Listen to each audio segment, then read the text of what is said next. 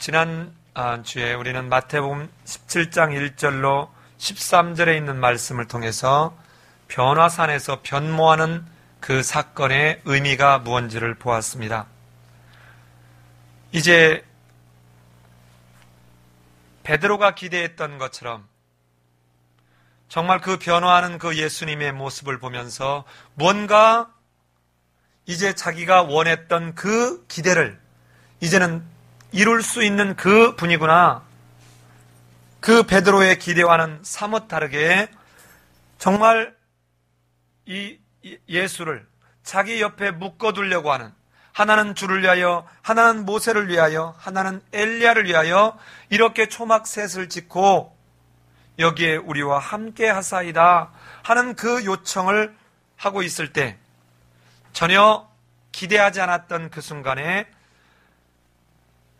하늘로부터 호련히 빛난 구름이 그들을 덮었고 그 속에서 소리가 나서 내 사랑하는 아들이요 내 기뻐하는 자라 너희는 그의 말을 들으라.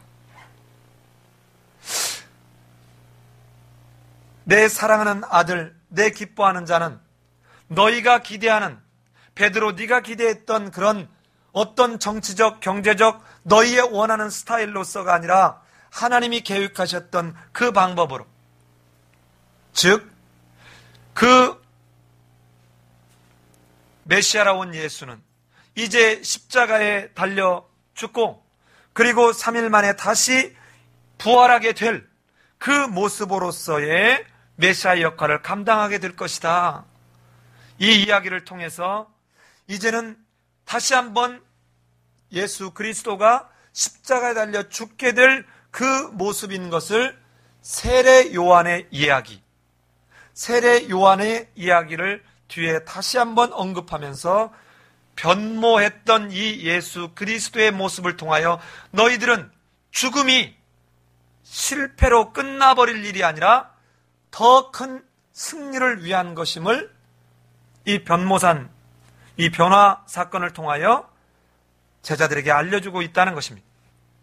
그리고 난 뒤에 그들이 이제는 산에서 내려왔습니다.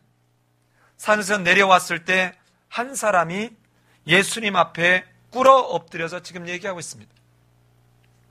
우리 내 아들이 간질병에 걸렸는데 이 간질 때문에 어느 때는 불에도 넘어지고 어느 때는 물속에도 넘어집니다. 여러분, 간질병에 걸리는 사람을 현장에서 본 경험이 혹시 있습니까? 정말 거품을 물면서 어찌할 수 없는 그 상황. 아마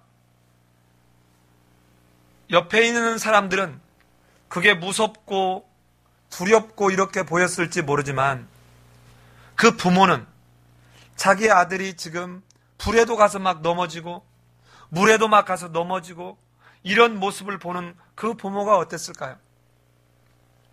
그래서 제자들, 남은 9 제자에게 데리고 왔는데 이들이 고치지 못했다는 거예요. 그래서 이제 그 스승인 예수에게 데리고 와서 지금 고쳐달라고 부탁하는 것입니다. 그런데 이때 예수님이 뭐라고 합니까? 믿음이 없고 패역한 세대여, 내가 얼마나 너희와 함께 하며 얼마나 너희에게 참으리요 하고는 그 간질병 걸린 아이를 데려오라 하고는 어떻게 합니까? 예수께서 꾸짖으시니 귀신이 나가고 아이가 그때부터 나으니라. 제자들이 이제 조용히 예수님 앞에 나와서 왜 우리는 이렇게 못했습니까? 라고 묻습니다. 그러니까 너희 믿음이 작은 까닭이라. 너희가 겨자씨 한 알만큼만 한 믿음이 있어도 이 산을 명하여 여기서 저기로 옮겨지라 하면 옮겨질 것이다. 네.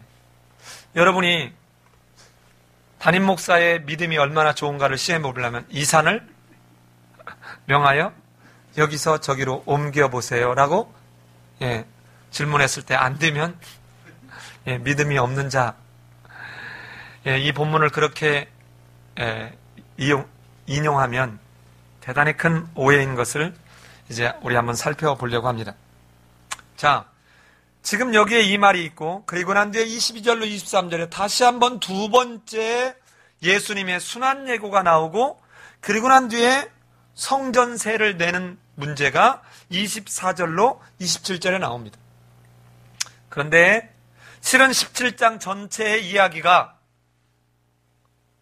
바로 제가 지금 설명한 14절로 21절에 있는 이야기와 같습니다.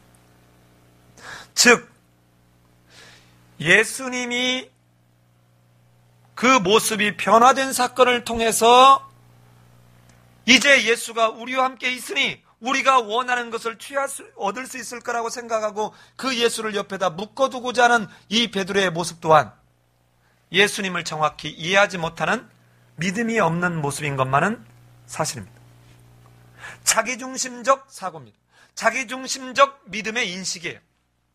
앞에서 그렇게 보여줬음에도 불구하고 이 베드로는 여전히 자기중심성을 벗어나고 있지 못해요. 자, 이제 내가 십자가에 달려 죽고 그리고 3일 만에 부활해야 될 거라는 말을 들었을 때 그들의 낙담, 그들의 좌절, 심지어는 여기서 끝나지 않고 너희도 이제 나처럼 자기 목숨을 잃고자 하면 얻게 될 거다. 너희도 나와 같은 길을 이제 가야 될 거야. 그러기 위해서는 너희가 자기를 부인하고 자기 십자가를 지고 나를 쫓아야 돼. 이 이야기를 들었을 때 그 제자들의 낙담을 아니야, 죽음은 절대로 실패를 말하려고 하는 것이 아니라 더 큰 승리를 말하려고 하는 거야 라고 하면서 배워졌던 이 변모의 사건을 통해서도 역시 베드로는 아직 그 믿음이 제대로 성장한 믿음이 아닌 것을 보게 됐습니다.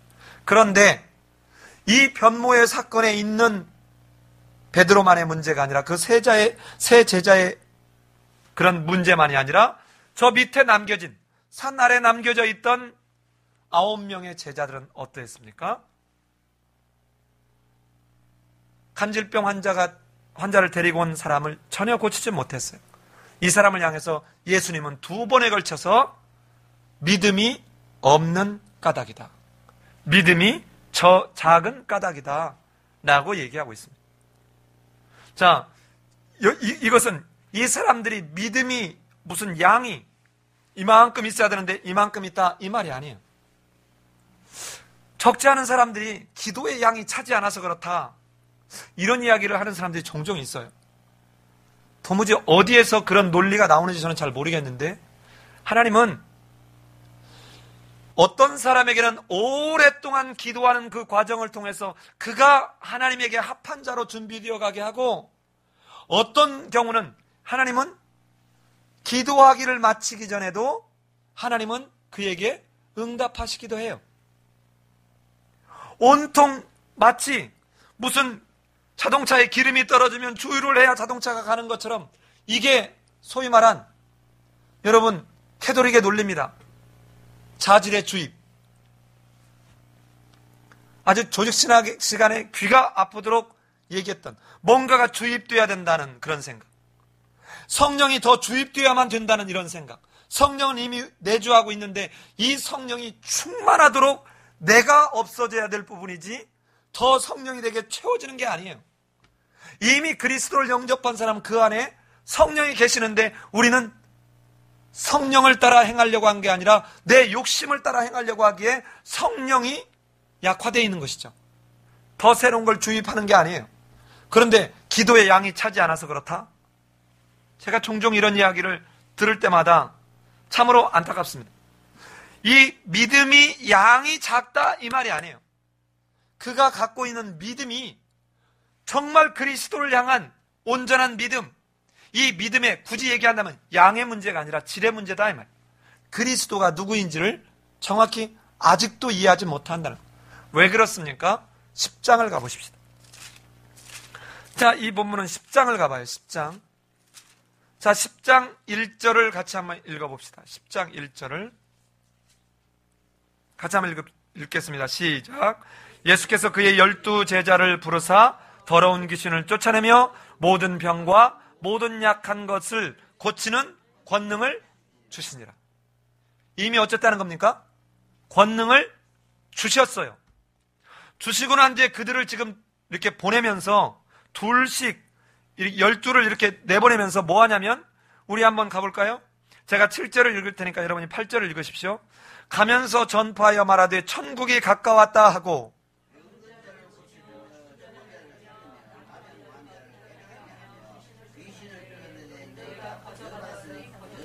자, 이미 권능을 예수님이 귀신을 쫓고 병자를 치유하는 그 권능을 행하셨던 것처럼 이런 권능들을 누구에게 주셨다는 거예요?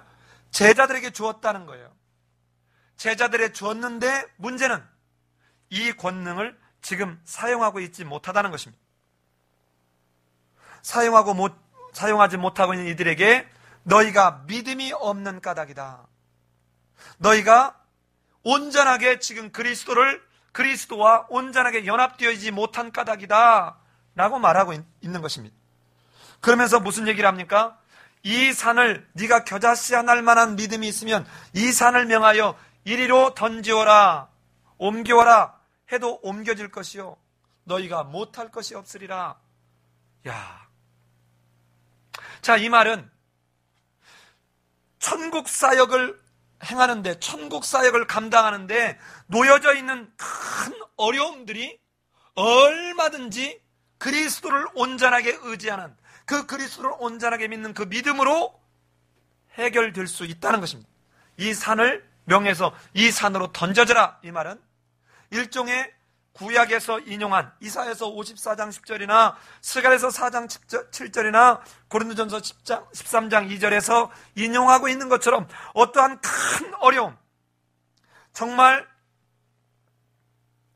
큰 어려움, 이 어려움을 온전한 믿음, 하나님을 온전히 의지하는 그 믿음을 통해서 이런 문제들은 얼마든지 극복할 수 있다 하는 것입니다. 이사야서 54장 10절을 제가 한번 읽어보면, 산들은 떠나며 작은 산들은 옮겨질지라도 나의 인자는 내게서 떠나지 아니하며 화평케 하는 나의 언약은 옮기지 아니하리라. 너를 긍휼히 여기는 여호와의 말이니라.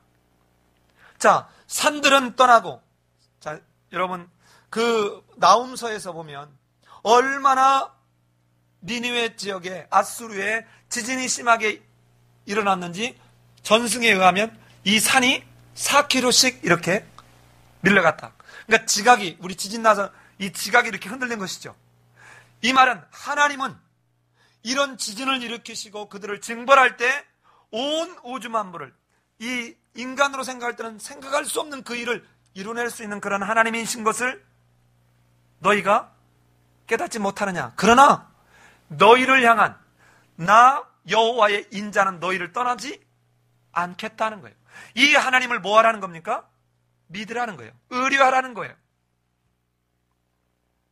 그러니까 여기서는 산을 옮긴다는 이 말에 지금 무게중심 있는 것이 아니라 그렇게 하나님을 온전하게 신뢰하고 의뢰하는 그 믿음이 있냐 이 말이에요. 진짜 내가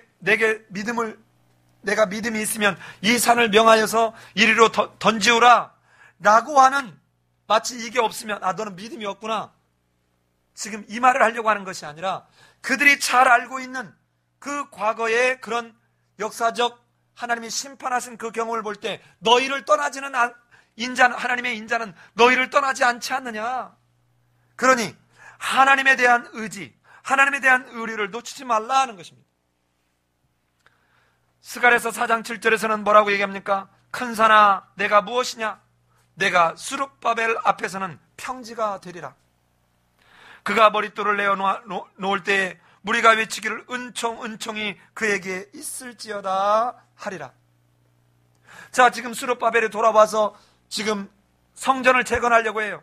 그런데 돌아온 이스라엘 백성들이 아직 때가 되지 않았다, 하나님의 뜻이 아니라 이러면서 온갖 어려움들을 지금 얘기하면서 순종하지 않아요.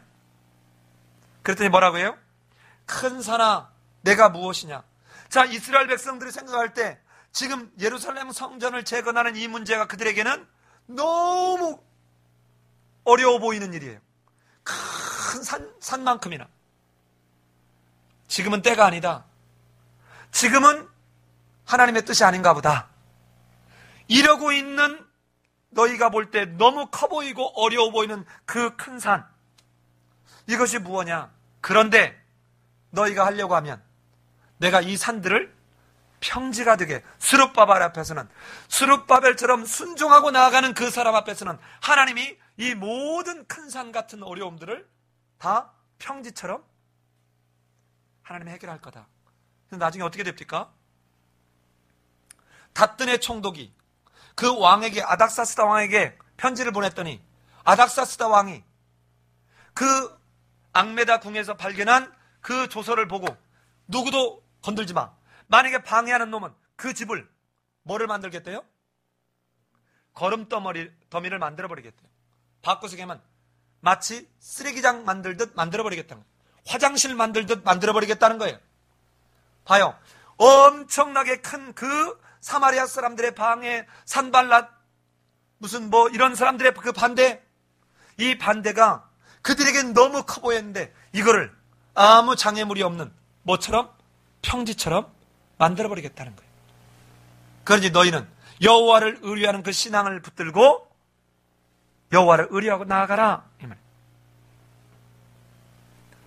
고린도서 13장 2절에서는 뭐라고 얘기합니까? 내가 예언하는 등이 있어 모든 비밀과 모든 지식을 알고 또 산을 옮길 만한 모든 믿음이 있을지라도, 자, 이렇게 엄청난 어떤 능력을 행할 그런 어떤 믿음, 어떤 그런 능력의 힘을 갖고 있다 할지라도 사랑이 없으면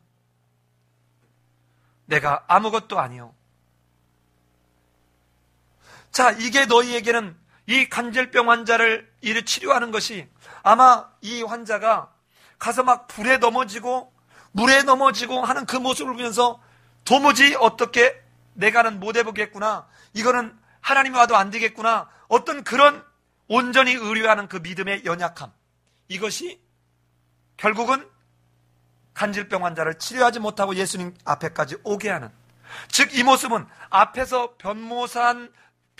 예수님의 변모 사건, 이 사건에서 베드로가 그 앞에서 16장에서 말씀하신 예수님의 말씀을 제대로 이해하지 못한 채 또 다른 실수를 하고 있는 이 모습처럼 지금 제자들이 여전히 예수 그리스도가 무슨 일을 하시려고 하고 앞으로 어떤 길을 가야 되는지에 대해서 정확하게 이해하고 있지 못하다는 것이, 그러자 이렇게 깨닫지 못하는 이들에게 뭐라고 해요?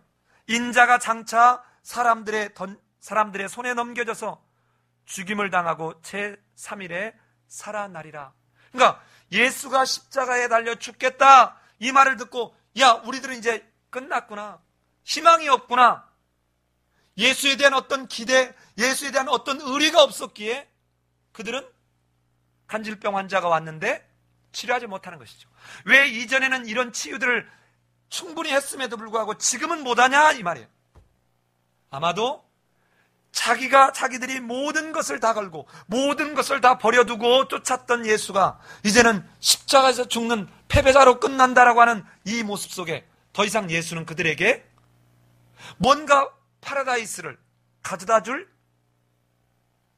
그런 하나님의 아들의 모습은 아니었다라고 느껴졌을 수 있습니다.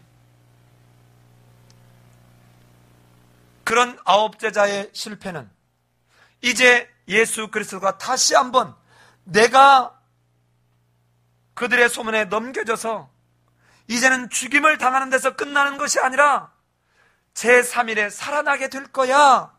그러니 이건 실패가 아니야. 이것은 궁극적인 승리야. 더 큰 영광으로 올 거야. 이것을 여전히 그들은 깨닫지 못하고 있습니다. 이것을 이 마태는 23장 마지막에서 아주 한 문장에 이 제자들의 지금 현상을 아주 단적으로 보여주고 있습니다. 우리 23장 맨 마지막 끝을 한번 읽어보시겠습니다. 제자들이 매우, 다시 한번요, 시작. 제자들이 매우 근심하더라. 자, 그렇다면 지금 앞에서 16장에서 예수님이 하신 말씀이나 17장의 변화산 사건에서의 예수님이 보여준 이야기나 지금 이들이 정확히 깨닫고 있는 거예요? 못 깨닫고 있는 거예요? 전혀 예수에 대한, 예수가 무슨 일을 하고 영광 중에 다시 예수는 승리하게 될 것이라는 이 사실을 온전하게 지금 믿고 받아들이고 의뢰하고 있지 못해요. 제자들이 매우 근심하더라. 자, 이 두 번째 죽음에 대한 예고 또한 그들에게 결단코 십자가의 죽음은 패배가 아님을 잊지 말라는 예수 그리스도의 간곡한 당부임에도 불구하고 그들은 이제 그 사실을 깨닫지 못합니다. 그리고 난 뒤에 이제 가버나움으로 왔습니다. 가버나움에 이르러서 이제는 이 믿음을 가진 자가 어때야 되는지 마치 저 16장에서 예수님께서 십자가에 죽임을 당하고 3일 만에 부활하게 될 거야 하는 말을 듣고 막아섰던 그 베드로가 사단아 내 뒤로 물러나라는 그런 이야기를 듣고 난 뒤에 무슨 얘기합니까? 제자도를 말하듯이 이렇게 겨자씨만한 믿음이라도 있는 자는 어때야 되는지 제자도의 모습을 이 성전세를 내는 문제를 통해서 지금 가르치고 있어요. 겨자씨만한 믿음만 있으면, 즉 예수 그리스도가 어떤 존재이고 예수 그리스도가 지금 하려고 하는 그 메시아로서의 길은 패배의 길이 아니라 영원한 영광의 길인 것을, 승리의 길인 것을 온전하게 받아들이는 이러한 믿음의 소유자는 어때야 되느냐 하는 문제가 바로 성전세에 관한 이야기로 말하고 있습니다.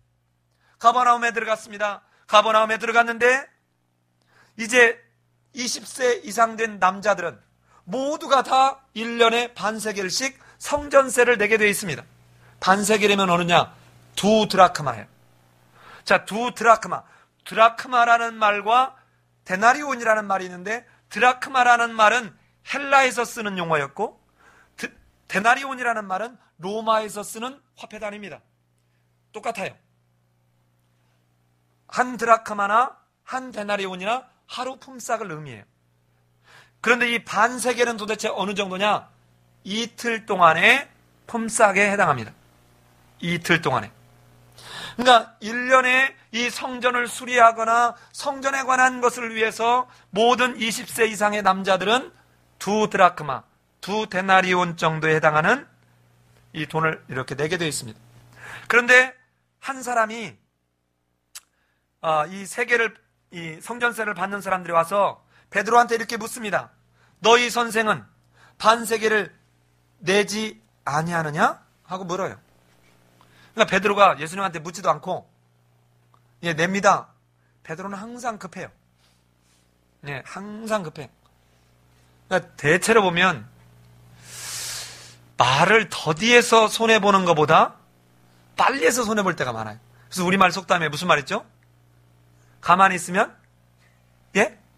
아니죠. 중간이라도 따라간다. 예, 이런 말이 있죠. 가만히 있기만 해도 중간이라도 따라간다 이 말을 하죠. 늘 먼저 말해서 꼭 사단을 치는 경우가 많아요.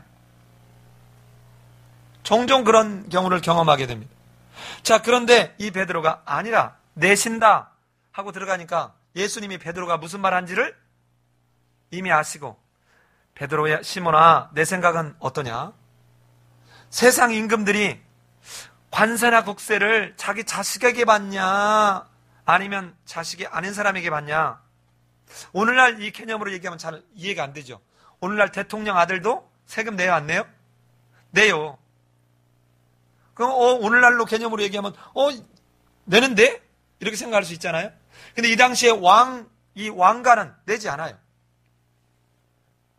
자, 베드로가 이르되 타인에게니이다. 예수께서 그렇다면 아들들은 세를 면하리라.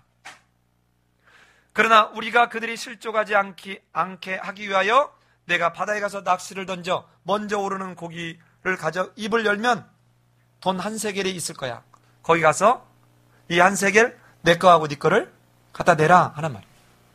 자, 잘 보세요. 지금 하나님의 아들로 이 땅에 온 그리스도나 그 그리스도를 통해서 하나님의 아들들이 된 베드로나 그 제자들이나 이제는 하나님의 나라의 관점에서 보면 성전세를 낼 이유가 있어요, 없어요? 없습니다. 그런데도 불구하고 지금 이 성전세를 내는 이 문제에서 예수님은 겨자씨만한 믿음이라도 있는 자라면 무엇을 하는 거예요? 다른 사람들이 실족하지 않도록 살피는 자다 하는 것입니다.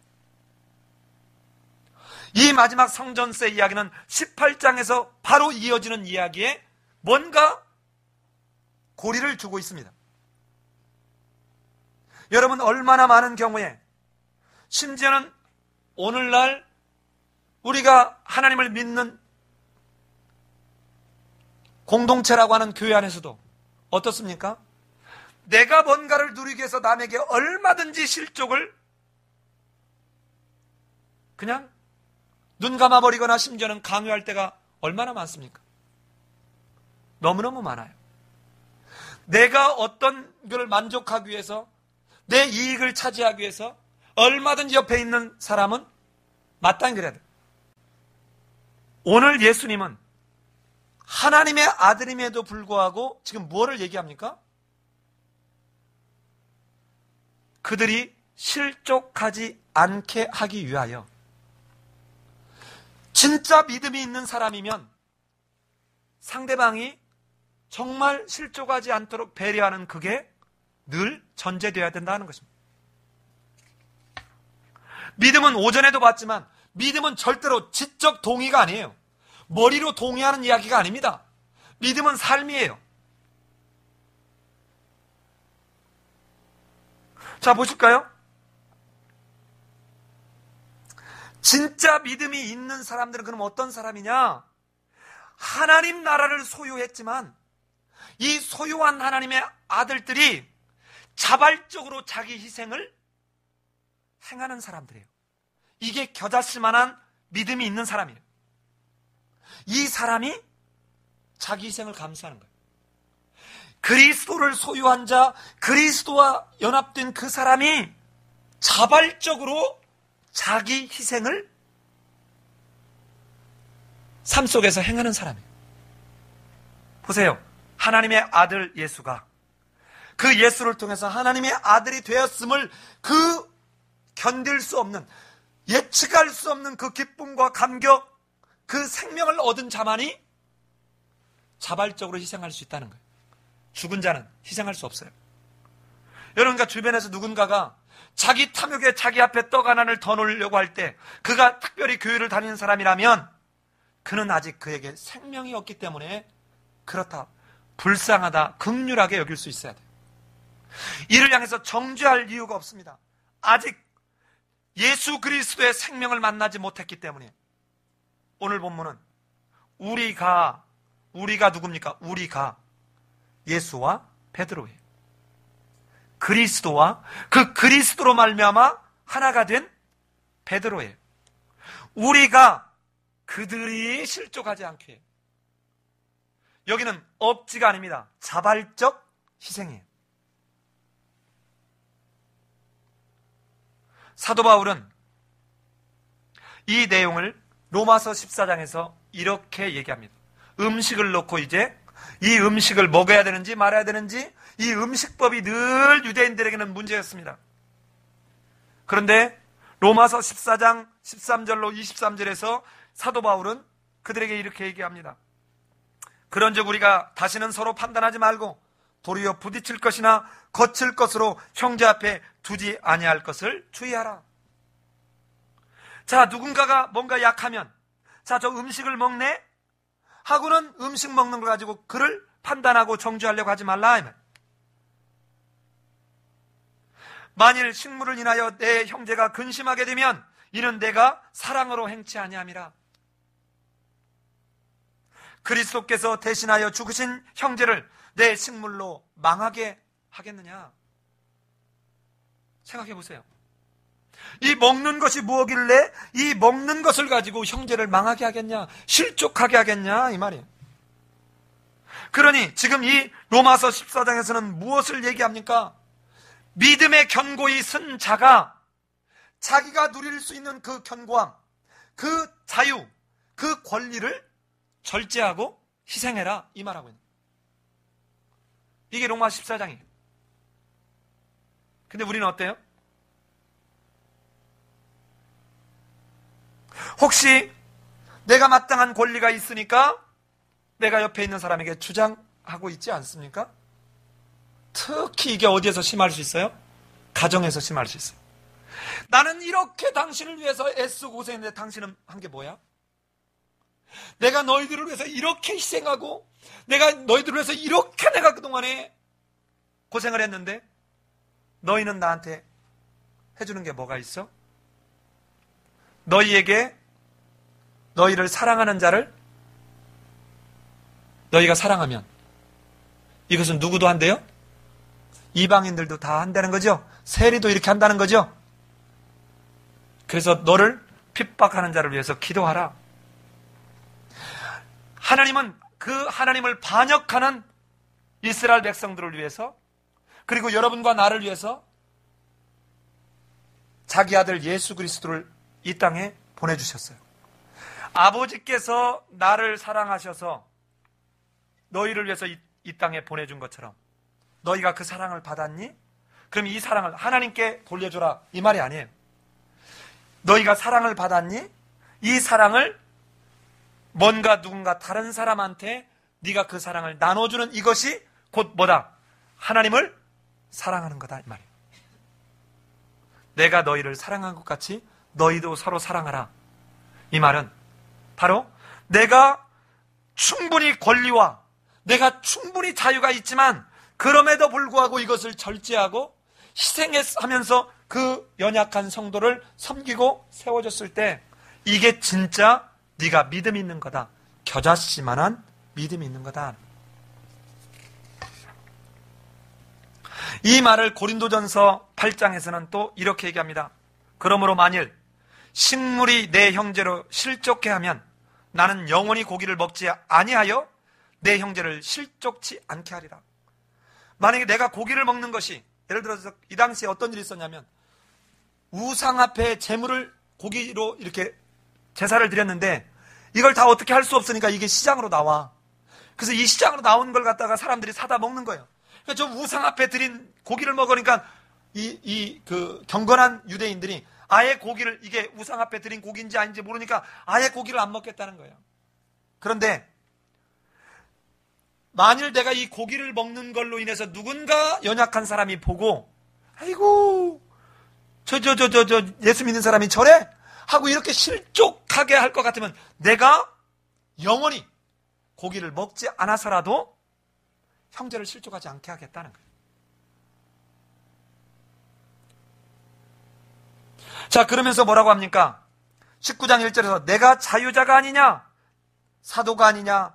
예수 우리 주를 보지 못하였느냐? 주 안에서 행한 나의 일이 너희가 아니냐? 자, 내가 한 일이 지금 너희가 내 행한 일의 결과물이라는 거예요.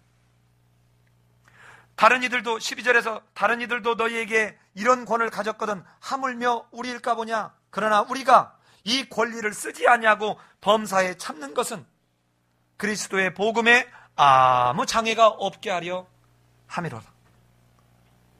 오늘 사도 바울은 네가 마땅히 그를 향해서 그렇게 말할 권리가 있대요. 없다는 게 아니에요. 그런데 이 권리를 쓰지 아니하고 범사에 참는 것은 그리스도의 복음에 아무런 장애가 없게 하려 한다는 거예요. 이 바울은 고린도전서 9장 19절에서 이렇게 얘기합니다. 내가 모든 사람에게 자유하였으나 스스로 모든 사람에게 종이 된 것은 더 많은 사람을 얻고자 함이라. 유대인들에게는 내가 유대인과 같이 된 것은 유대인들을 얻고자 하며 율법 아래에 있는 자들에게는 내가 율법 아래에 있지 아니하나 율법 아래에 있는 자와 같이 된 것은 율법 아래에 있는 자를 얻고자 하며 율법 없는 자들에게는 내가 하나님께는 율법이 없는 자가 아니요 도리어 그리스도의 율법 아래에 있는 자나 율법 없는 자와 같이 된 것은 율법 없는 자들을 얻고자 함이라. 자, 율법 아래에 있는 사람에게는 내가 율법 아래에 있는 자가 아니지만 율법 아래 있는 자처럼 내가 그에게 맞춰주는 것은 내가 믿음이 없어서가 아니고 내가 그를 얻고자 함이라. 내가 율법이 없는 자들에게는 내가 하나님의 율법 아래 있는 자이지만, 그러나 율법 없는 자처럼 내가 그들에게 맞추는 것은 율법 없는 자들을 얻고자 함이라. 약한 자들에게는 내가 약한 자와 같이 된 것은 약한 자를 얻고자 하며, 여러 사람에게 내가 여러 모양이 된 것은 아무쪼록 몇몇 사람을 구원코자 함이라. 가식이 아닙니다. 가식이 아니에요.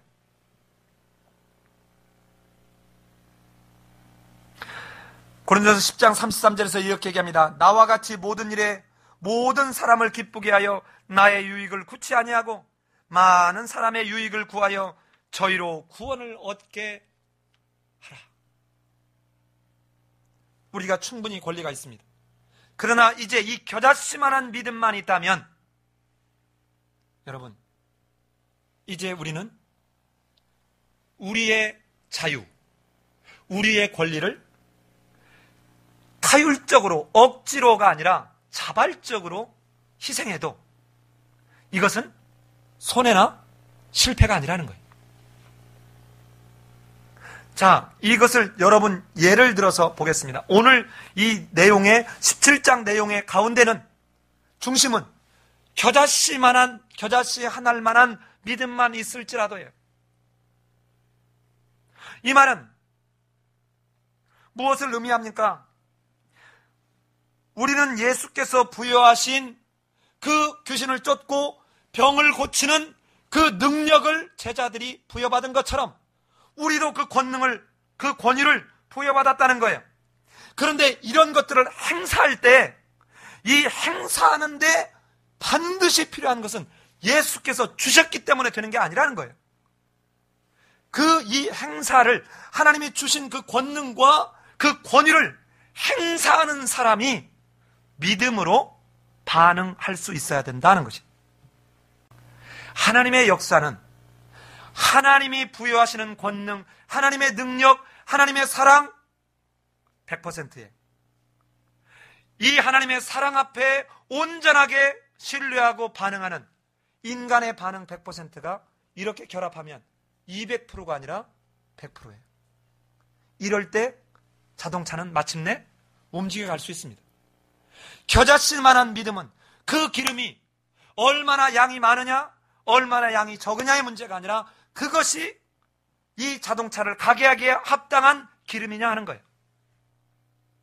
우리에게 겨자씨만한 믿음, 즉 벤츠 자동차라 할지라도 기름이 한 방울도 없으면, 아니 아무리 기름이 많다 해도 불순물로 가득한 기름이 가득 채워져 있다면 그 기름은 가지 못해요. 그 자동차는 앞으로 가지 못해요. 그러나 티코라 할지라도 그곳에 적합한 기름이 들어있으면 이 티코는 원하는 곳을 향해서 갈 수 있습니다. 우리에게 그리스도를 온전히 의지하는 겨자씨만한 믿음만 있다면, 여러분, 우리 앞에 놓여있는 그 많은 어려움들은 병자를 고치는 정도의 문제가 아니라 그 여타 어떤 문제도, 여러분, 그리스도와 연합됐을 때 그 문제 자체가 없어지는 것이 아니라 그 문제를 바라보는 우리의 인식, 우리의 접근 방법이 달라지기에 귀신이 무서워 떠는 거예요. 이전에는 귀신을 보면 어땠어요? 내가 도대체 접근할 수 없는 두려운 대상에게 우리는 움츠려들었던 것입니다. 그러나 이제는 그 그리스도로 말미암아 귀신은 아무것도 아니라는 것을 알기에 내가 그리스도와 연합되어 있으면 그 귀신을 향해서 나아가는 나의 마음의 자세, 그리스도와 함께하는 그것 때문에 이제는 내가 귀신에게 대하는 나의 인식, 나의 접근이 완전히 달라지는 것이죠. 히스기야 시대에 사내립이 쳐들어왔지만 어떻게 합니까? 뭐라고 히스기야가 여호와를 의뢰하라고 너희들 말하는 소리 들었지? 개뿔 웃기지 마라. 너희들 중에 말 타는 놈이 있어? 있으면 한번 나와봐. 내가 한 말 2,000필 줄게. 제발 히브리 말로 하지 말고 우리가 충분히 너네 말 알아들으니까 너네 말로 해라. 너네 말로. 야, 여호와께서 나를 보냈는데 너희들만 듣게 하려고 나를 보냈겠냐? 하고는 히브리 말로 떠들어댑니다. 이때 여러분 생각해봐요. 히스기야 입장에서는 항복을 하느냐? 지금 이 사람의 말을 듣느냐? 아니면 여호와가 보낸 이사야의 말을 듣느냐? 근데 이사야는 나이도 많은 늙은 종이요, 뭔지 눈에 보이는 게 아무것도 없어요. 이때 히스기야는 처음에는 저 바벨론에서 온 그 사람에게 자기 이걸 다 보여주는 실수를 하지만 마지막에 여호와께서 보낸 이사야의 말을 의지하고 이사야의 말을 부여잡습니다. 거기에는 어떤 싸움이 벌어지지 않았어요. 그 다음날 아침에 일어났더니 어떤 일이 벌어졌습니까? 18만 5천 명이 송장이 되어 있어요. 여기에 어떤 전쟁이 있었습니까? 겨자씨만한 믿음만 있으면 우리 눈에 봤을 때는 절망이요 좌절이요 무덤 같았던 그것이 그 다음날 아침에 전혀 흔적도 없게 된 것입니다. 여러분, 양의 문제가 아닙니다. 정말 우리가 우리 삶 속에서 그리스도를 받아들이는 그 믿음이 겨자씨 한 알만한 믿음이라도 있냐 이 말입니다. 이렇게 있는 자는 구체적으로 삶이 어떻게 나타나야 된다는 겁니까?